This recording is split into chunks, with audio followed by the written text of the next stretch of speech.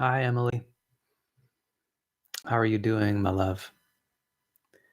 Um, right now, today, it is the 17th of August, 2019. And I wanted to set some time out for you today and just talk to you about what is on my mind. Um, one, one thing I've been thinking about lately is this nonviolent communication, also called compassionate communication. And I've been really focused on this whole idea that's coming out now through a speaker and a leader named Robert Gonzalez, called needs consciousness. And um, Robert Gonzalez's theory is that needs are one of the most essential parts of a person's personality. That uh, needs are the reason why we do everything and anything. Needs are our motivation. That's why we do stuff. It's because we need, because we desire, because we have goals, we have values that we want to achieve or keep. And Robert Gonzalez also says that this is really valuable, that these needs are an important part of the human personality, and they should be cherished and valued. Needs themselves ought to be cherished and valued and appreciated, recognized, even expressed through language. And, I've been thinking about our past interactions between you and me. And I think may have over the last few years been falling down on this subject.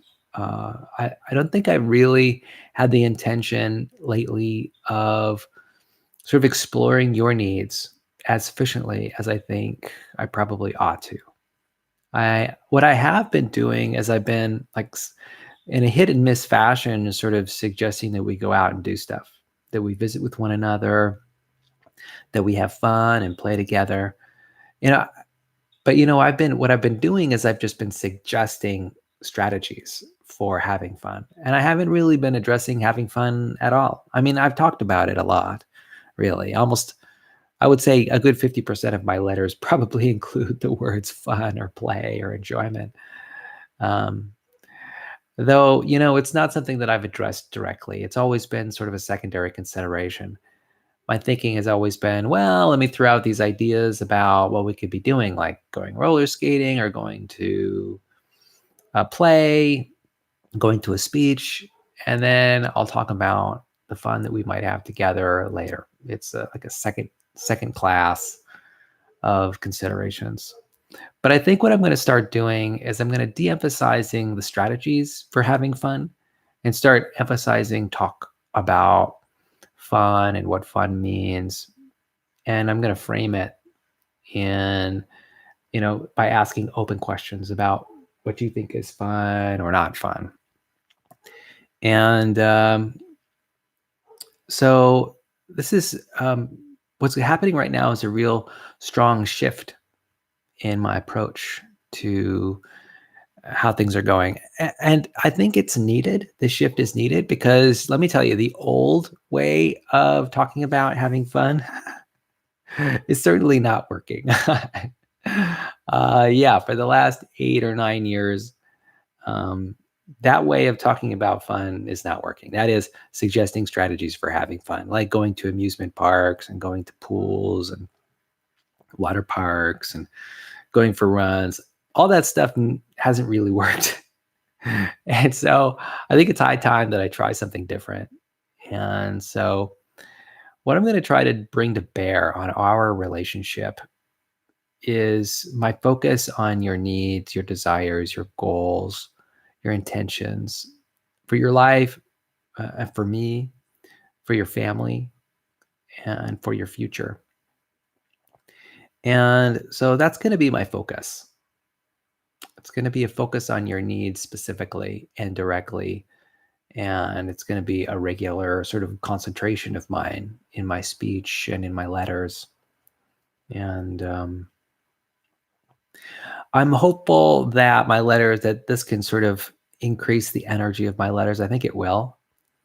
And I think it will satisfy a lot of needs that I have.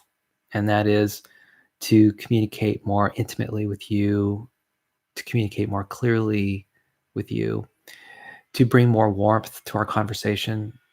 You know, when I suggest something like, let's go roller skating, I recognize that without your buy in early on about how roller skating might meet your needs, I'm probably doing a disservice to our relationship. And I'm sad that it took me 8 full years to figure this out. But I'm a slow learner. Although I'm doing the best I can, I really am. And so I think this needs consciousness approach is really going to be helpful to me in helping, at least helping me, instead of focusing on pie in the sky plans, helping maybe what I could do is help you and I process what's important to both of us, process our values, to figure out what my message is to you. Maybe it'll help you identify what your messages are to me, and we can begin a dialogue that serves us both. You know, from the very beginning, our lives are a partnership, right? Father and daughter, hand in hand, shoulder to shoulder. We are walking on this planet, spinning around the sun spinning around the center of the galaxy. You know, the time is ticking away, and we're alive. And I want to bring some focus to the things that are valuable in our lives, the goals and the values that we have, how we live our lives, the values by which I live my life, so that you might be able to gain something from that knowledge. You know, I've honed my value system over the last nearly 50 years, and there might be something that you can glean from my experience. And I would really be happy if I could influence you and help you get a jump start or a head start on developing your own system of values. And you know, I think there's a way that we can connect. We can connect on shared values. Yeah, shared needs, shared values.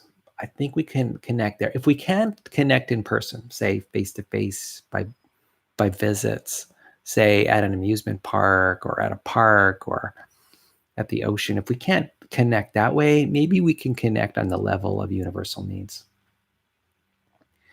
And I'm hoping that that will provide a way for me to be vulnerable with you, maybe a way for you to be vulnerable with me. Maybe I have a feeling that with this new needs consciousness, I can be more authentic as I describe my longing to get to know you better, my longing to learn about your life, my longing to sort of understand what's going on in your world so that I can make a contribution.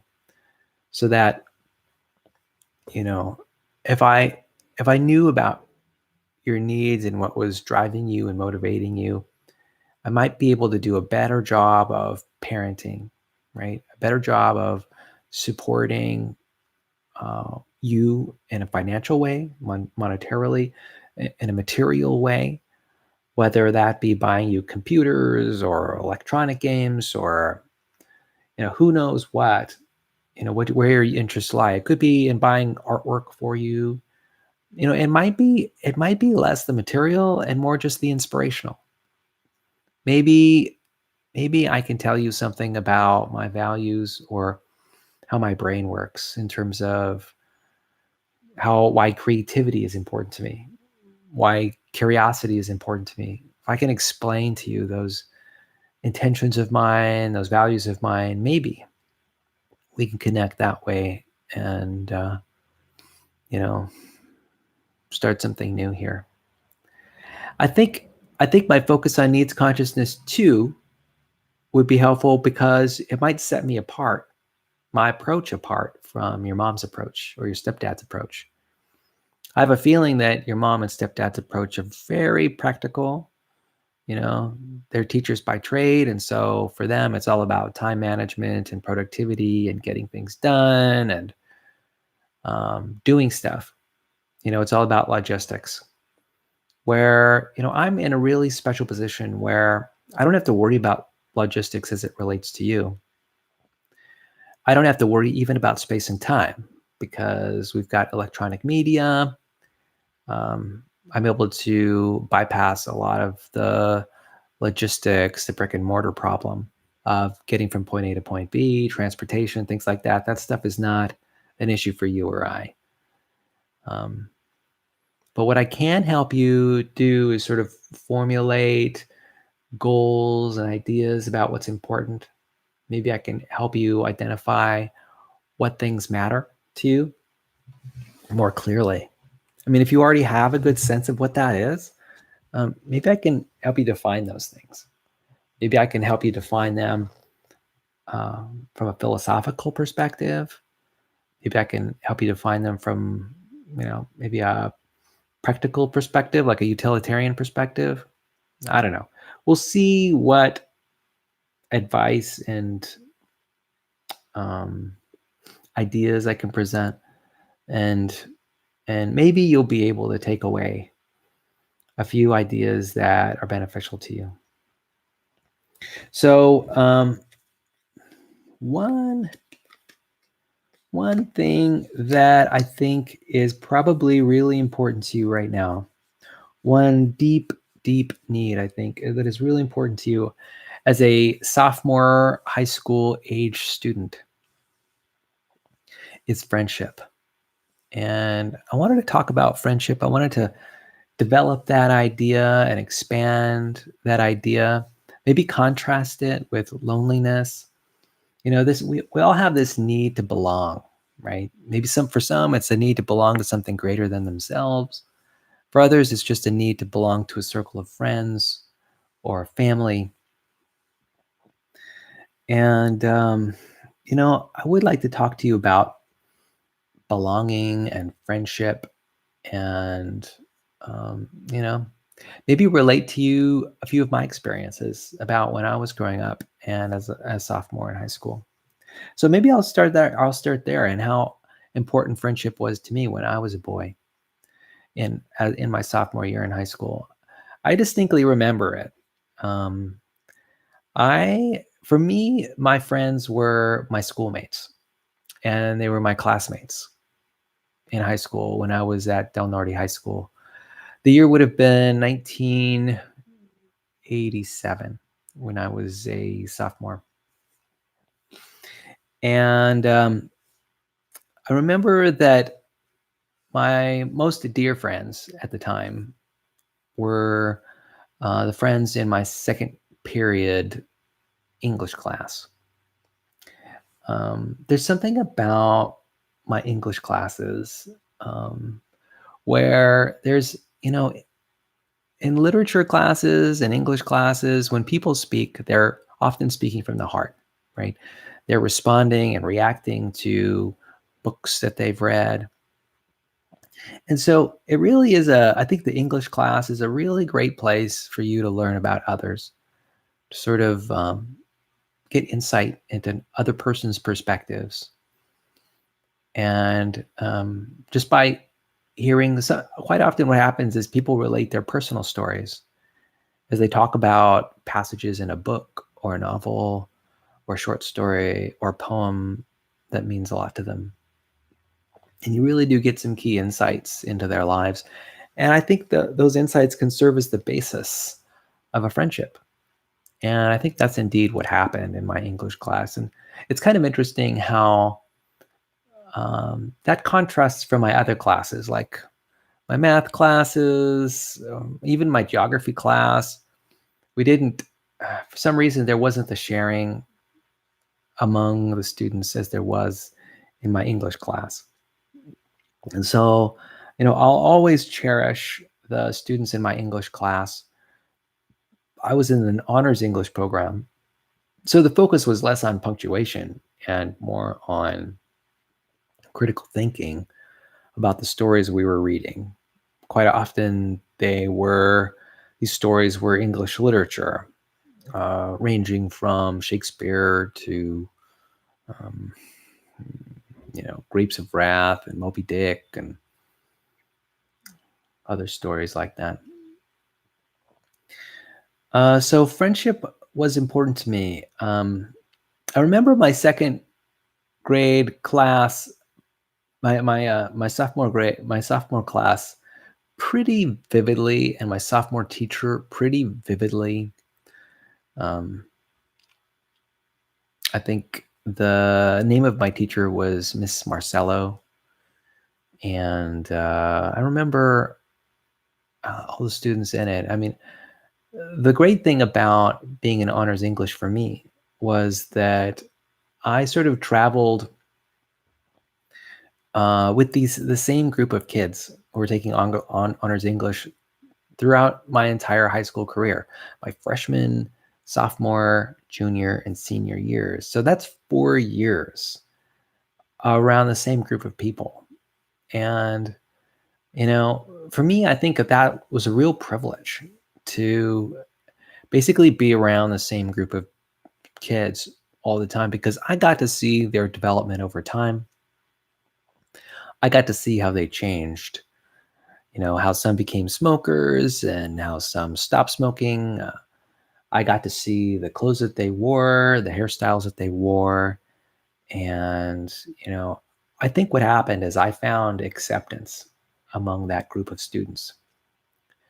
And, I did feel a deep sense of sort of belonging with the honors English class. And I was just so glad to have, so glad to have these personalities among me for so long. That doesn't happen all the time. Yeah. And so, in fact, when I was at my 30-year high school reunion just last weekend,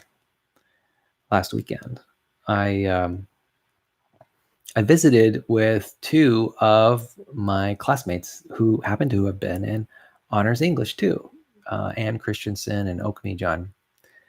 And it's kind of funny. It was as if time hadn't passed at all, even though this was our 30-year high school reunion. It was pretty nice. I was glad to see that. Now, naturally, time had passed, and there were some differences in between us, but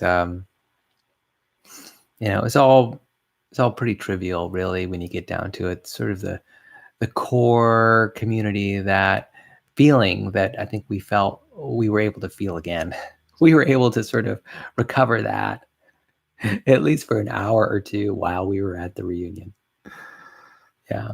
But what's great about these two people is that they're my friends, and they will be my friends for the rest of my life.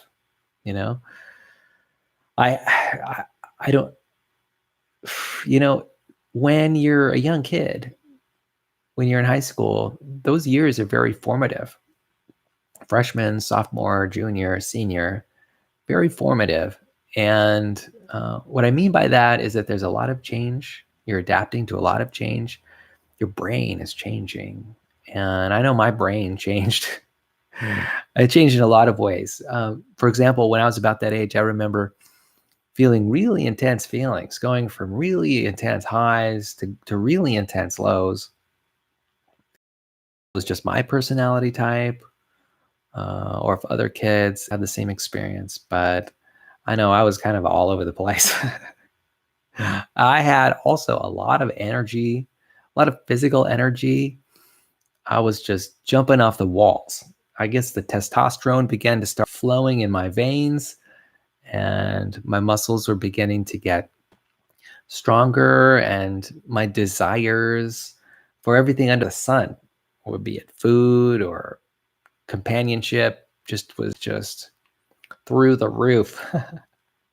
And I was really willing to just sort of do anything to expend that energy. I remember, particularly during that time, I would do a lot of walking at nighttime around the neighborhood, um, and I would just be filled with energy, physical energy, barely be able to sleep, and I would just walk for miles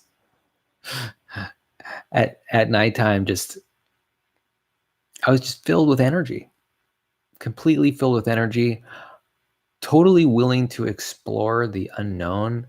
I was going on little adventures in school, adventures outside of school, exploring my autonomy and freedom in the world, my decision-making power. I was sort of exercising my will, attempting to influence others, and certainly influencing myself. I was reading a lot of books.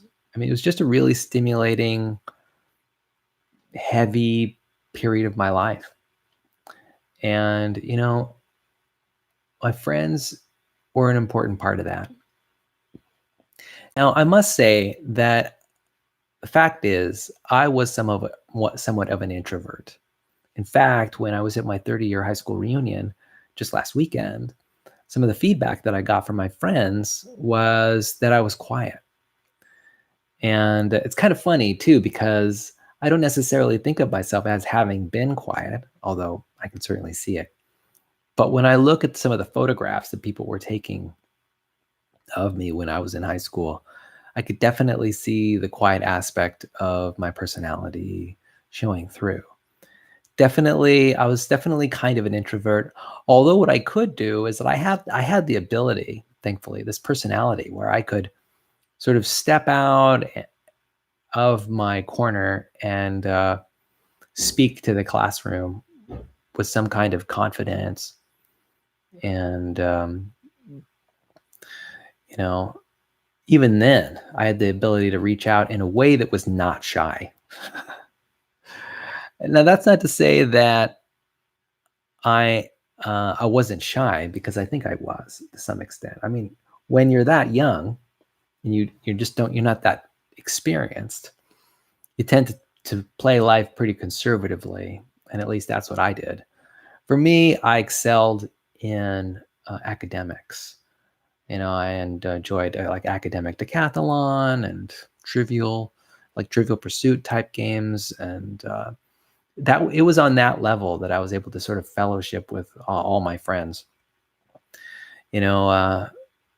I got a kick out of being good at the subjects I was being taught in class, like biology and chemistry.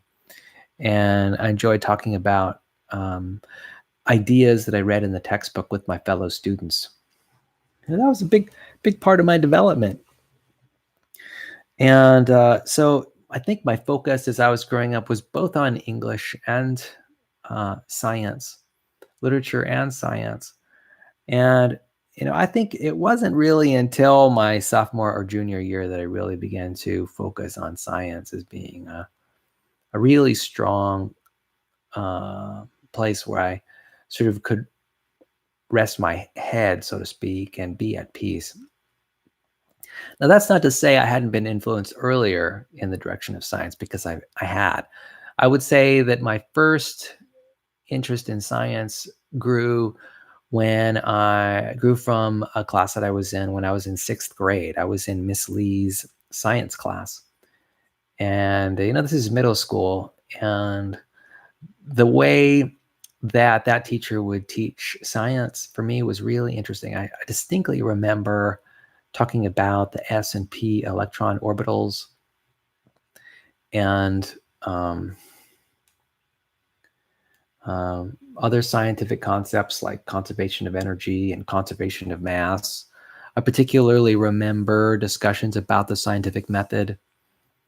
And so I think my interest in science really began when I was in 6th grade.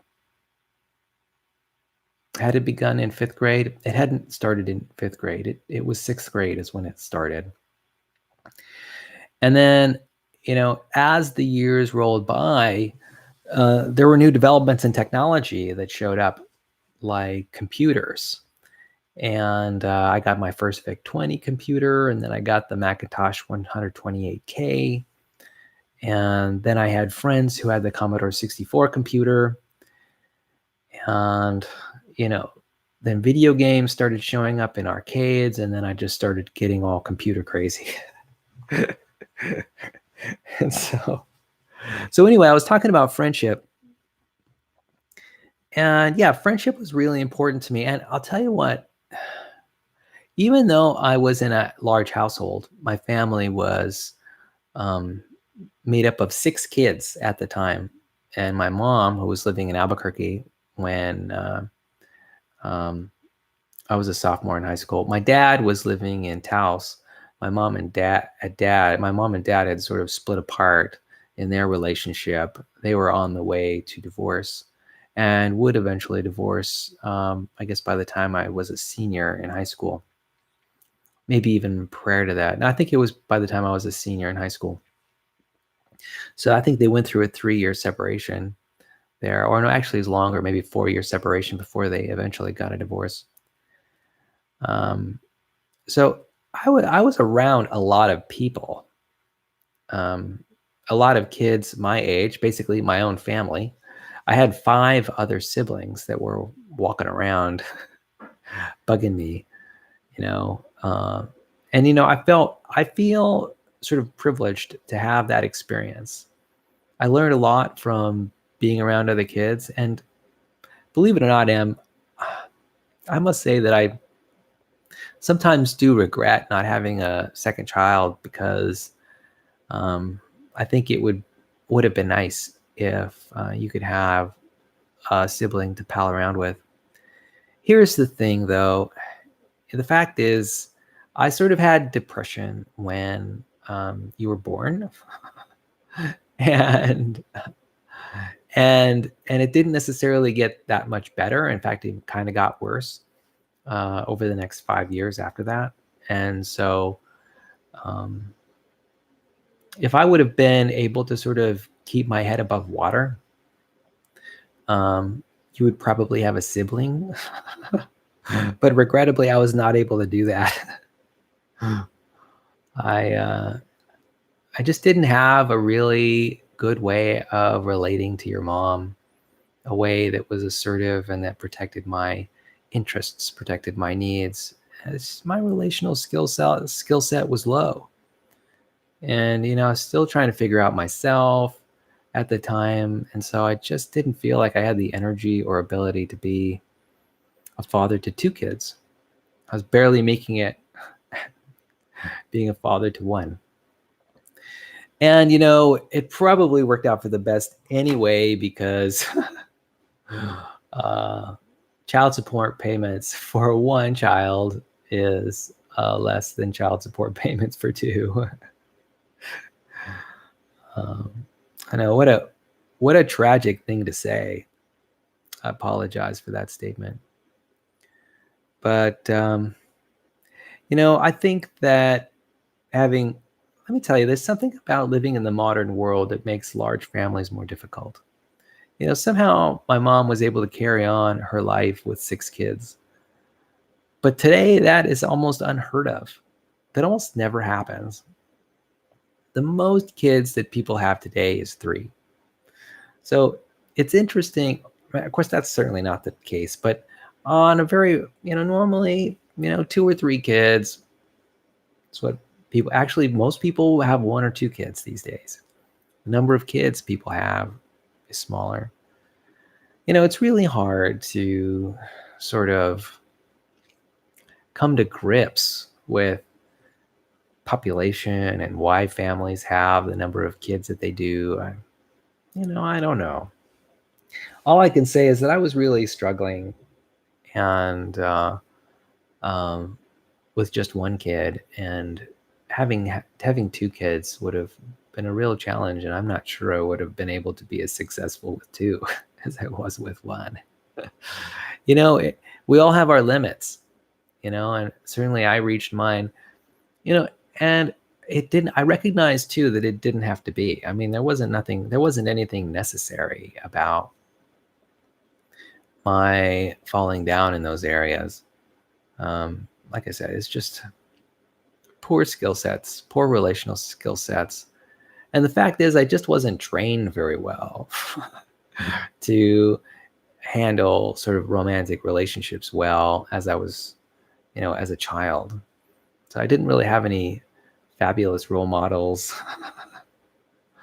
So I am, however, learning how to relate to others better every day. And anyway, I was talking about friendship.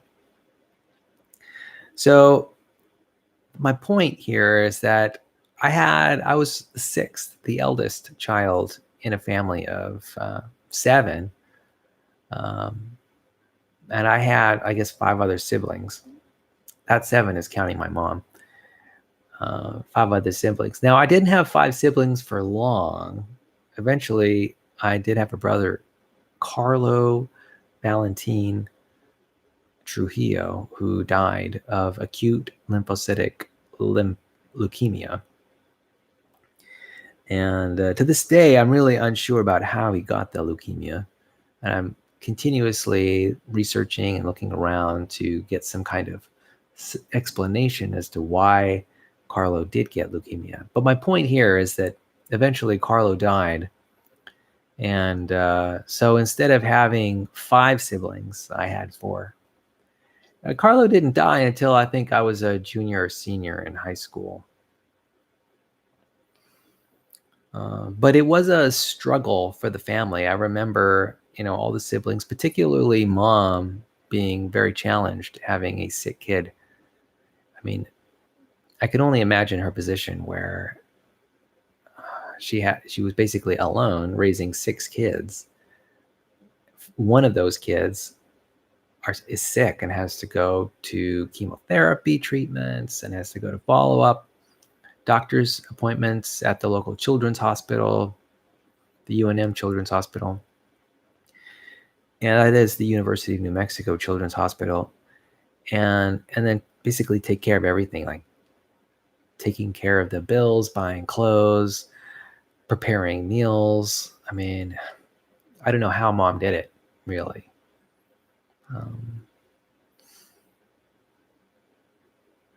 Really, I don't know how she did it. I know. What was great was that we were pretty old. She had a couple kids in high school, right? And so we could take care of our siblings, do some babysitting. We could handle our own free time, right?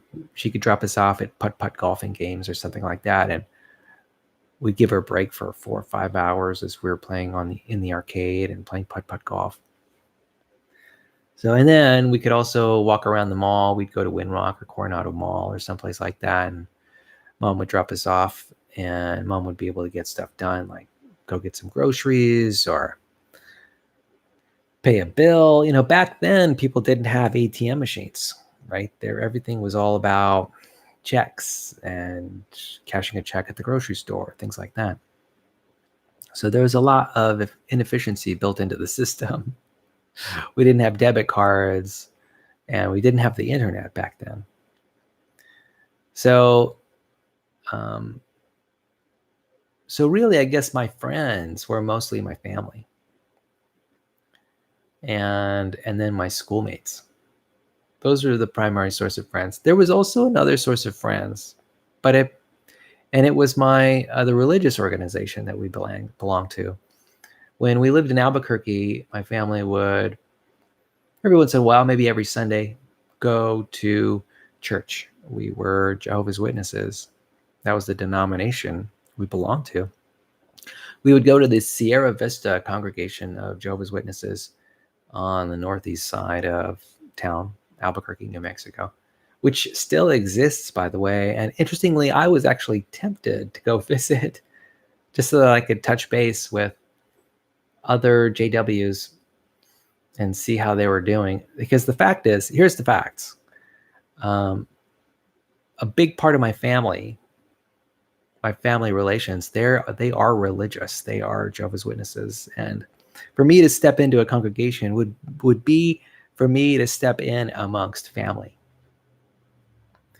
In fact, you may not know this. I'm sure you probably do, but I come from, at least for me, I was a fifth generation Jehovah's Witness, which means that in our family, Jehovah's Witnesses was a religion that our family practiced for probably about 100 years, and probably over 100 years. And, I was the progeny of a lengthy sort of prior ancestry of Jehovah's Witnesses. So that's kind of I think that's an interesting fact. Now, it turns out that I did fall away from the JWs when the process was gradual. I think it probably started when I was like 9 years old, and probably got a lot stronger when I was like 16, 17, 18. And finally, the end of it happened when I was like 21, 22, 23 years old. These kind of things, religion dies away pretty slowly, at least for me, because I went to church a lot. And so I was deeply, deeply involved in the organization because, for a lot of reasons. They were something we belonged to, our family belonged to. And it was, a lot of my family was in it. My aunts and uncles and cousins and just so many people. A lot of my relatives were all JWs. JWs is short for Jehovah's Witnesses. So, so it was not an easy transition for me to go from being religious to being non-religious. Anyway, that was the third, I would call it, class or circle of friends that I had. The first was family. The second was schoolmates. And the third one was my religious circle of friends. It's kind of interesting. And when I look back on that is actually a lot of people. This is back then before the internet. And then when I reflect on your situation, now the fact is I don't know a lot about what's going on with you. So I don't know how large your family is, but I assume it's rather small. And I don't think you go to any religious services. So I think for you, when it comes to you and your friends, it's almost like your whole world is your school friendships. At least that's what I can deduce from my imaginings. And I just want to say that is perfectly fine, that is perfectly adequate. And I think I have a sense that you're kind of living near your school. And so what that means is that because of your proximity to the high school, you've got the opportunity to visit regularly, to go to after school events. And you probably live in a community of kids who also go to school there. And so, I have a sense that maybe you can go over to their houses and play and relate to other kids in your area. You might, I don't know if you skateboard or ride a bicycle or anything like that, but it might be that your neighborhood is pretty bikeable or skateboardable. And so that's cool. So I'm glad to be able to at least imagine that is true for you. And so that's wonderful. What a wonderful support network. You've got your school library where you can hang out, your playgrounds. I think there's a swimming pool. I think there might even be lots of extracurricular activities related to track and field and basketball and football. I have a feeling that you have the potential to be more involved in your school activities than I ever was. For me, I really wasn't involved in school activities a lot, and that realization really hit home when I went to my 30-year high school reunion.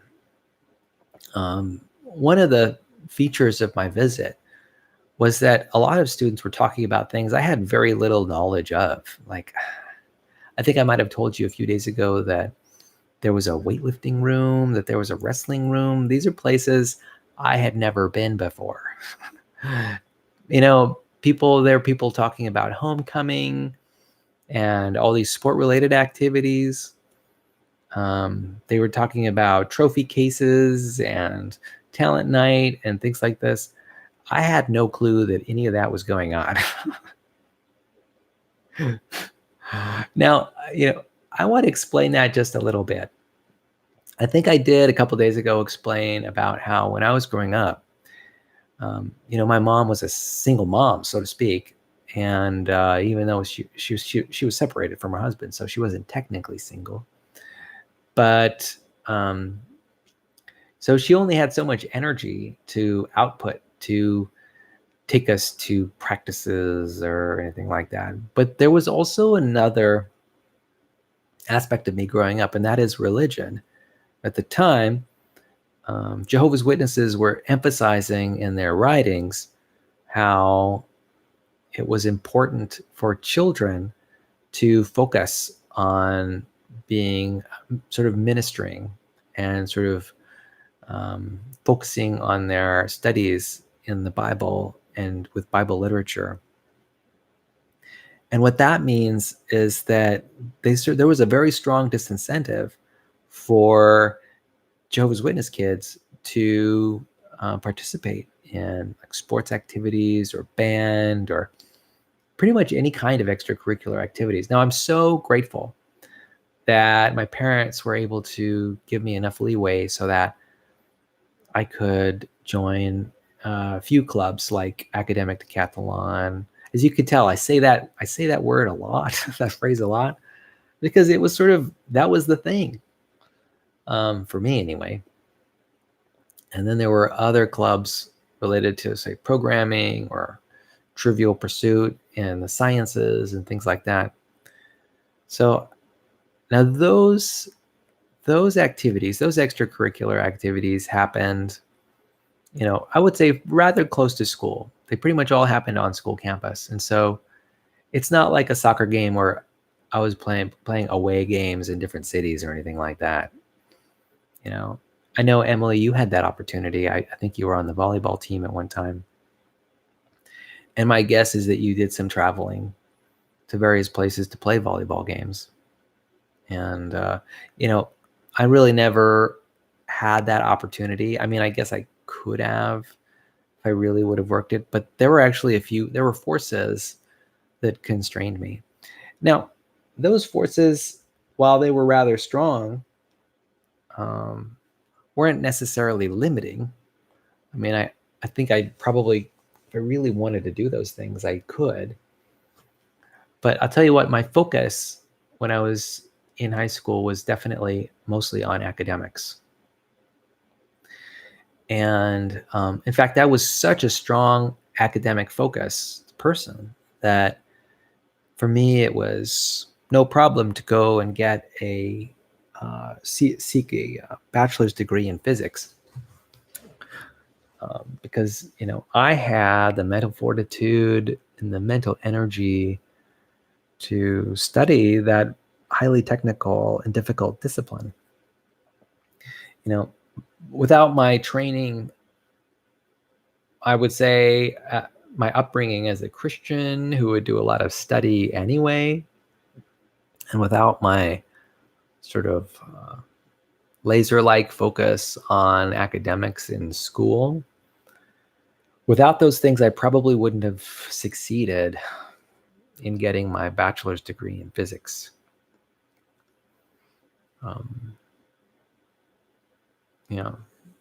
Now, there are some gifted students who are able to do that stuff without having the support of religion or their school, their like school support networks. But I don't think I would have been able to do it without that support. Yeah. I just recognize that there are some people out there that,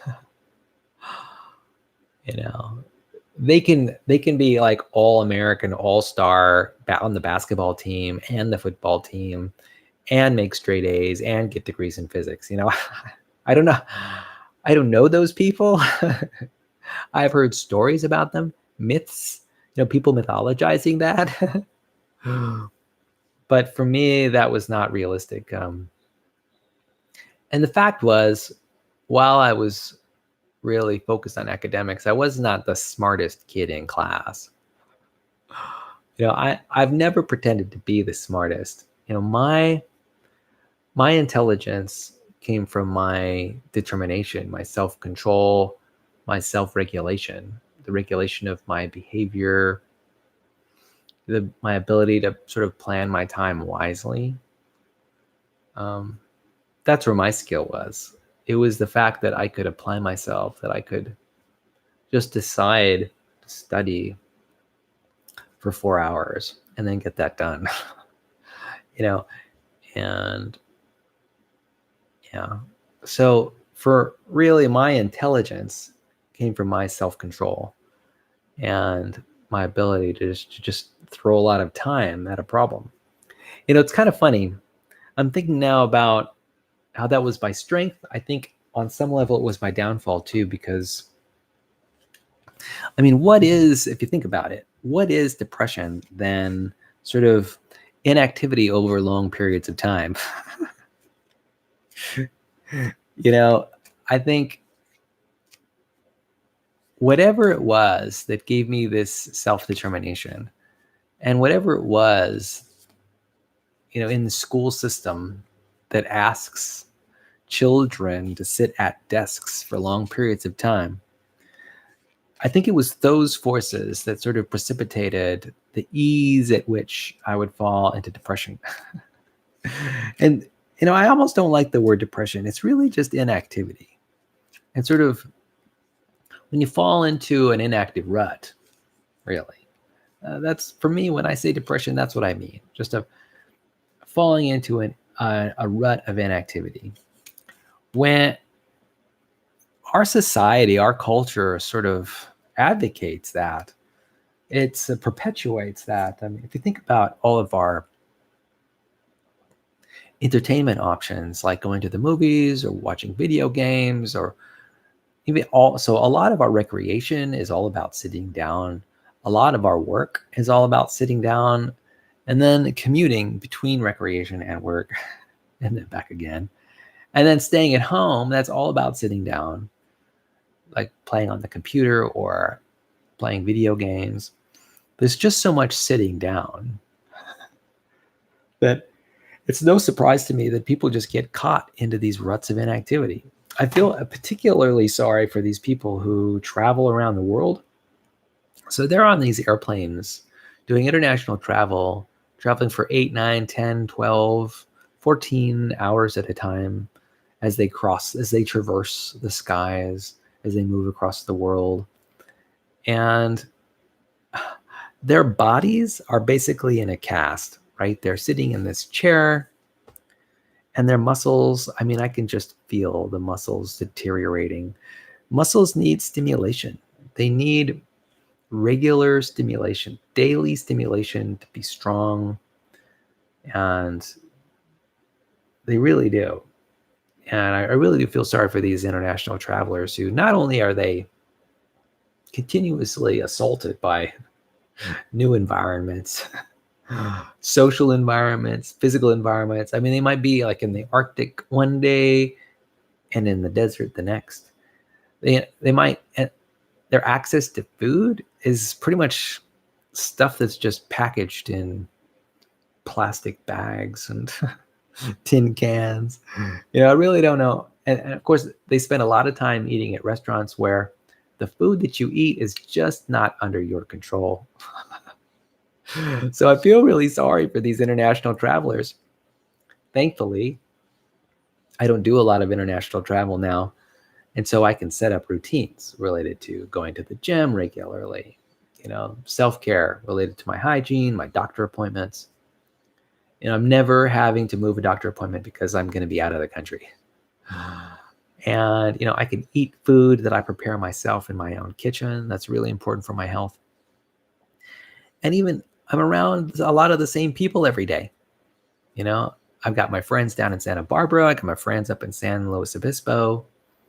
I got my friends at work, and everything is just stable, focused, and it happens every day, you know? And here's the thing about human life, is that as a human, how you survive on this planet has a lot to do with your behavior, right? We're always coming up with better ways to behave, better habits.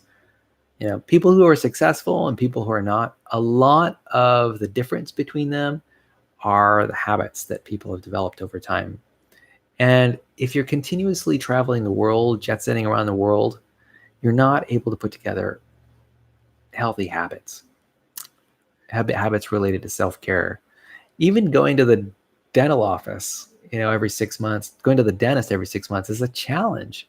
If you're like in Budapest one year and New Zealand, one week in New Zealand the next week, I don't know how people schedule dental appointments or doctor appointments, or even eye appointments, So I'm glad I don't have to think about that. Now, I was talking about friendship. This human beings need friends. We just do.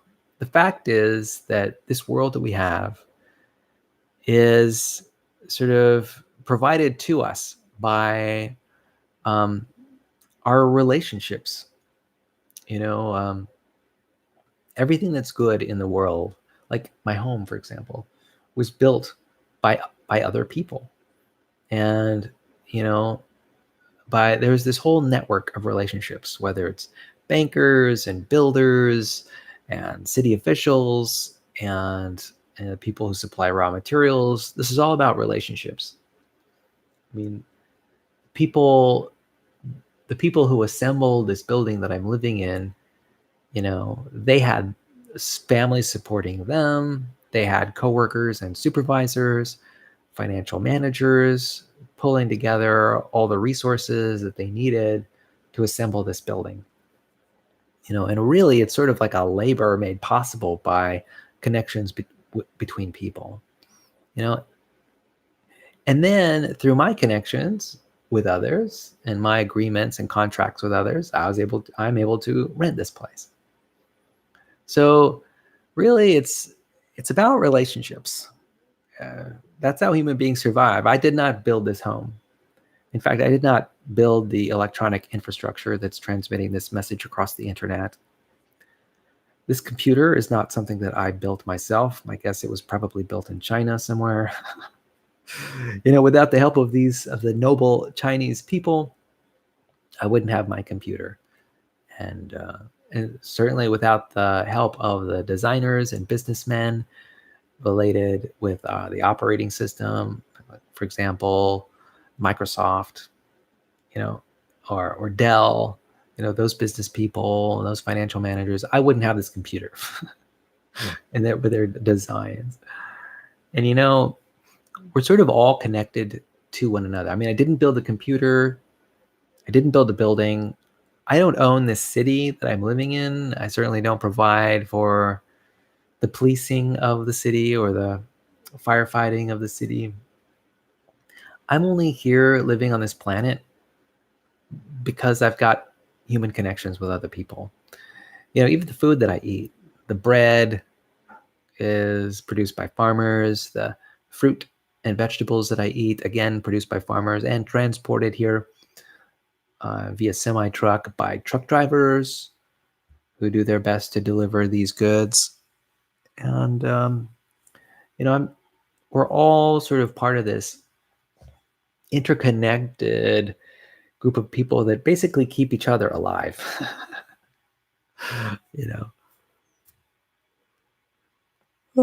Well, daughter, I just want to say that I hope you've enjoyed this exploration of friendship through the years, particularly my friends and what they were like, I guess, when I was a sophomore in high school.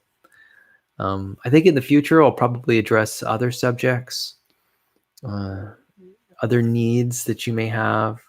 I didn't really get into the loneliness aspect, which I know is a real common thing for basically people of all ages. And the fact is that human beings are social creatures and we long for connection with others. We long for the intimacy that we had in our childhood when our parents nurtured us and grew us uh, from children to adults. And, I think we all desire and need that connection. And I want to talk more about it. I want to talk about the loss of connection too, and and just how important and why a warm, accepting connection with other people is so necessary, and it can be healing and can help bring peace and joy to your life. Anyway, I'll talk to you later, girl. I want you to know that I love you very much, that I think that you are a wonderful daughter. It's true. And I say that without reservation. Um, I want to say that I value what you have to say and what you're thinking. I want you to know that you're important to me. And I want you to know, too, that my thoughts are with you. In fact, my thoughts are just in my own brain. But I think about you regularly and, daily. You are a regular part of my life. Even though there is separation, there's distance between us. Um, that doesn't mean that you're far off in my mind. In fact, I think you might be closer than you ever have been before to me, at least as I project our relationship, right? Anyway, take care, my love. Bye bye.